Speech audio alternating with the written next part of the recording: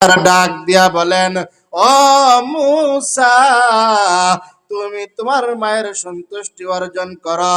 পয়গম্বরকে একজন সাহাবী ডাক দিয়া বলে, ও পয়গম্বর, আমাকে একটা ওসিয়ত করেন। পয়গম্বর তিনবার ডাক দিয়া বলেন, তুমি তোমার মায়ের সন্তুষ্টি অর্জন করো। জোরে বলেন সুবহানাল্লাহ। তাহলে আব্বা আম্মার গুরুত্ব আছে না নাই?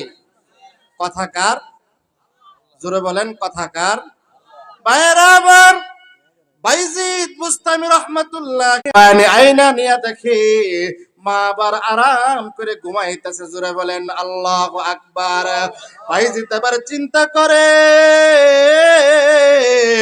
আমি যদি আমার মা বলে, আমি রাতের শুরুর অংশে তোমাকে পানি আনার জন্য বলেছিলাম, অসুস্থতার কারণে আমি আরামের বিছানায় মাথাটা লাগাইলাম, আমার ঘুম আইসা গেছে। ও কলিজার টুকরা সন্তান আমার, তুমি কি ঘুমাও নাই? বাইজিদ ডাক দিয়া বলে, মার যায়